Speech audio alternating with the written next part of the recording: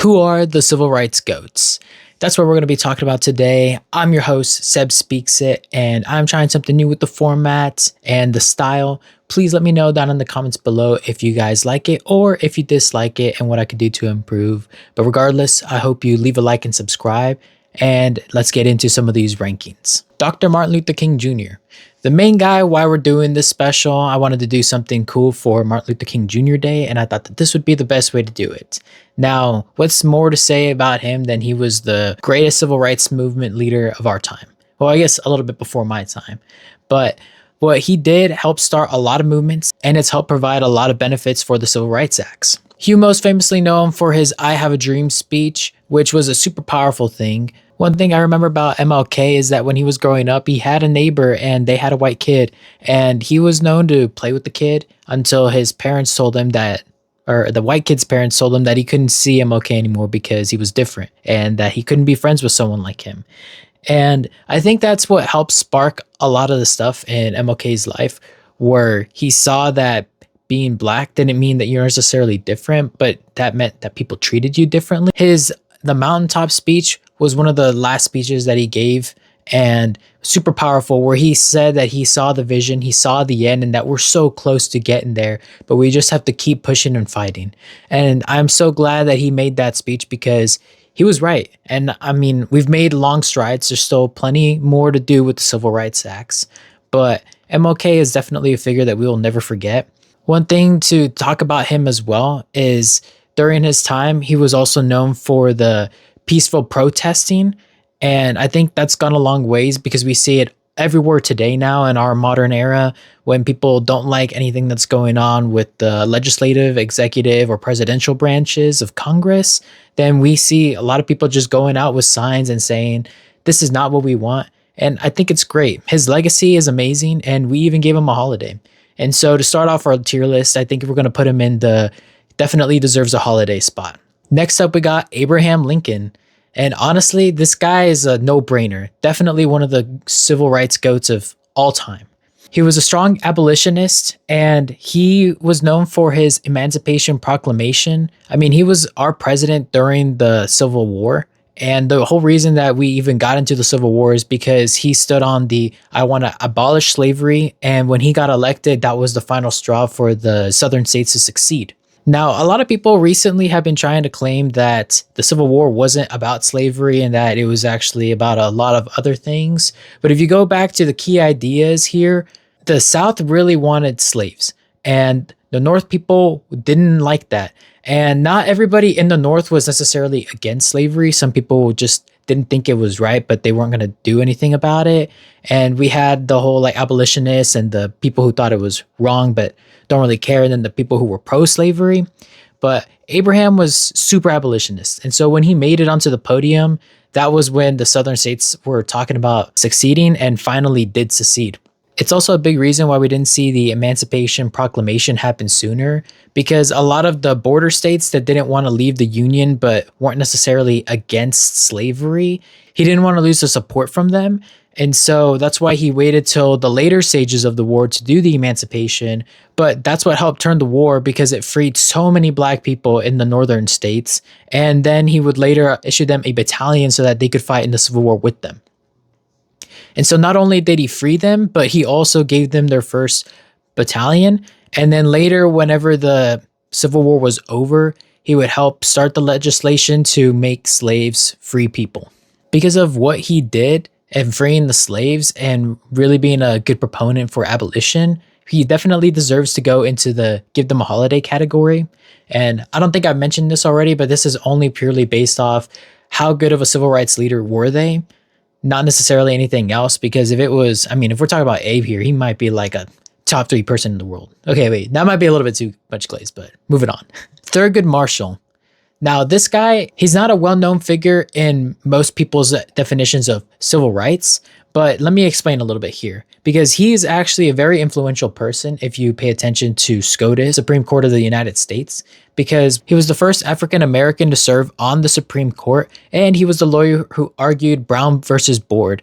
And Brown versus Board argued that segregation wasn't right. They said that separate but equal was in fact not equal because the resources were different and the funding were different and everything about them was different. And that just because you went to a different school, all with the same community and same access to things, doesn't mean that the funding was all the same, and it doesn't mean that the education was up to par. There's a difference between equality and equity.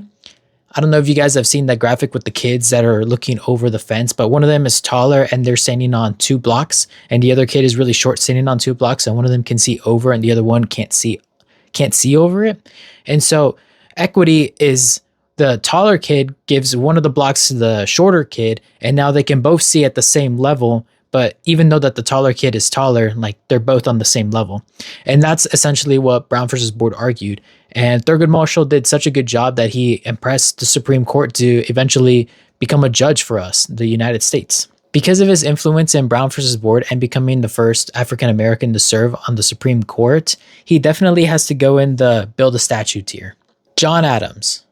Now, John Adams is another guy that people don't really talk about in the civil rights movement, but I want to talk about him specifically just because I think he's an underrated guy all around, but because he was also one of our founding fathers of the United States who all the way back then was saying that slavery was wrong.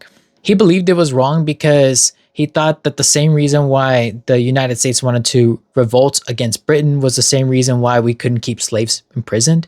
He said that you can't fight for a republic that believes that all men are equal and still have slavery, because then you're saying that there are people beneath you. And they didn't want that. They didn't want to be beneath Britain. That's the treatment that they were getting. And so that's what he argued. One thing that I saw in a movie, and I don't know if it's factual or not, but John Adams was seen talking with Thomas Jefferson when they were writing the Constitution. And the line, all men are created equal, was proposed by Thomas Jefferson. And John Adams made a snarky comment to him because he was like, all men are created equal. And obviously Thomas Jefferson wasn't having it because he was a slave owner. But I think it was funny because even back then, John Adams called him out on it. And if anybody had talked to him, that he would have said the same thing, that he thought that slavery was wrong. And now the reason why I'm not going to rank him super high on this list is only because his belief was that we can't get rid of it overnight. Like, we should slowly do it, but the goal is to eventually get rid of it all.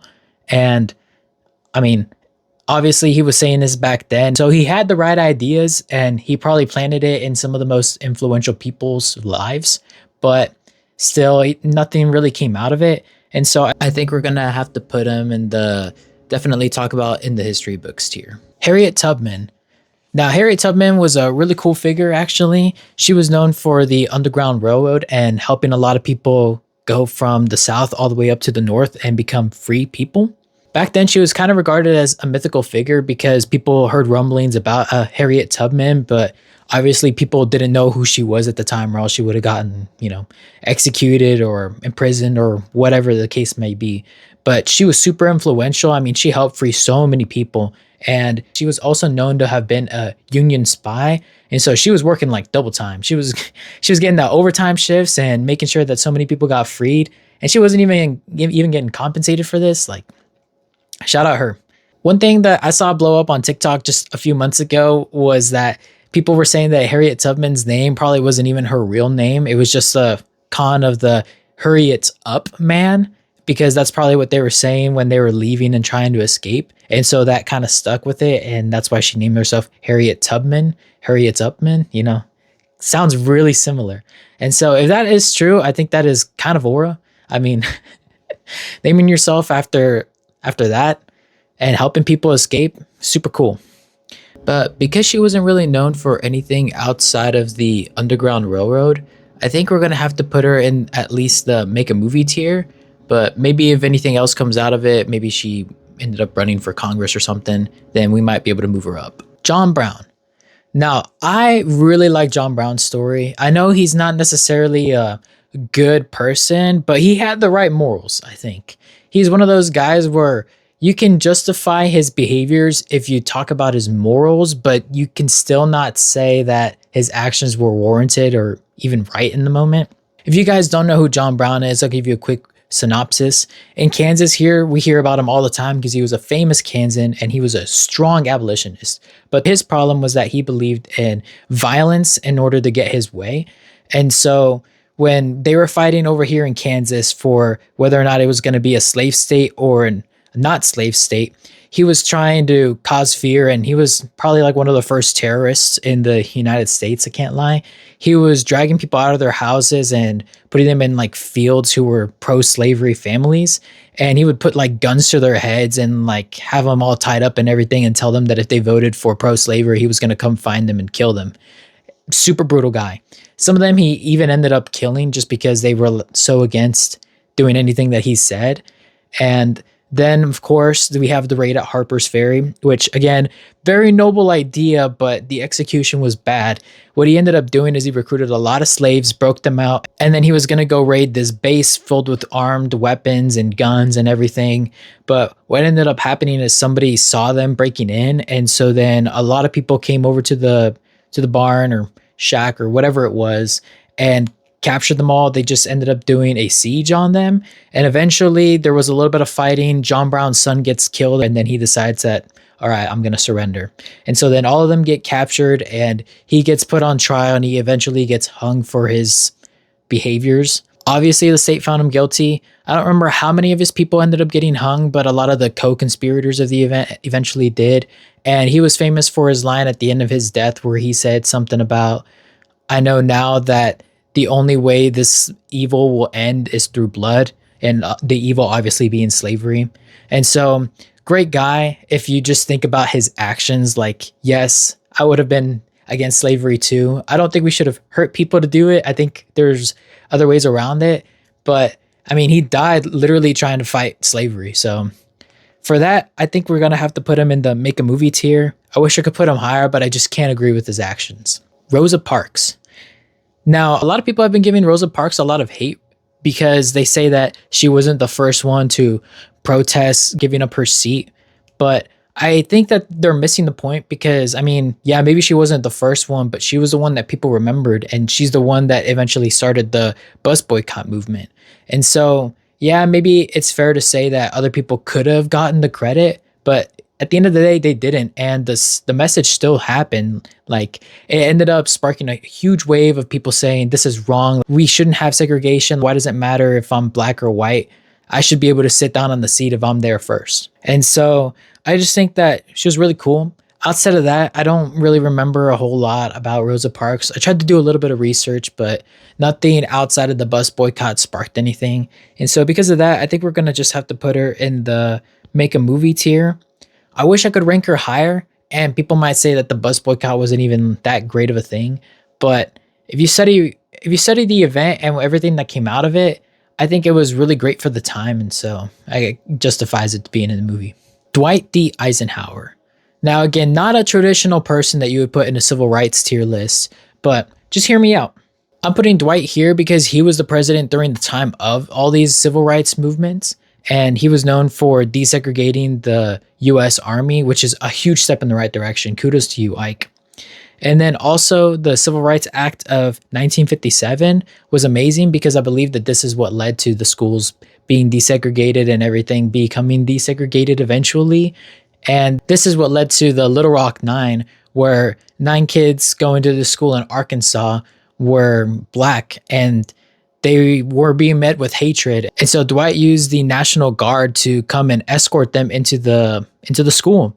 And I think that was really cool. He had 2 of them per each student, and they were supposed to bodyguard them the whole time because he believed that it was wrong for them to be treated that way, and he wanted them to have the education that they wanted. And they chose to go to Little Rock, and he wanted to uphold that choice.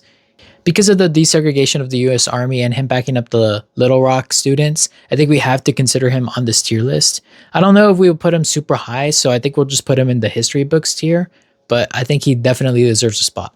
And last but not least, Gandhi.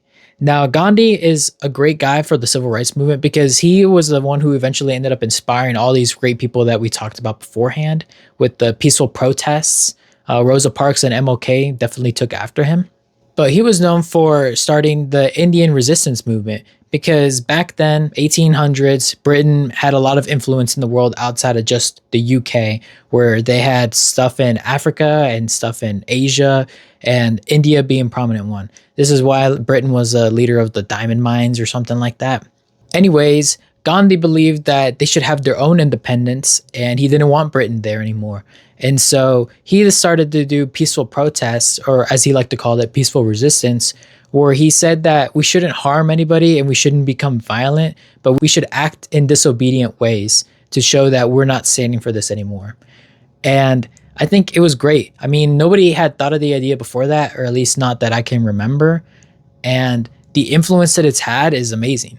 We still see it in today's world. I mean, I was just talking about how MLK helped influence that in the US, but guess who MLK got it from? It's great what Gandhi ended up doing. And a lot of people talk about him because he had a lot of great quotes. Whenever people talk about Gandhi now, it's always because of how peaceful he was and his approach to resistance. And I think that's something that has to be remembered. Unfortunately for Gandhi, he wasn't a US person. And so because of that, I can't rank him at the highest tier for the make a holiday. But I think we should definitely make a statue of him because, man, was he influential. And with him, that concludes our tier list. I hope you guys enjoyed the video. Please make sure to like and subscribe. And let me know in the comments below if you agree or disagree with some of my rankings. And I hope you all have a great day.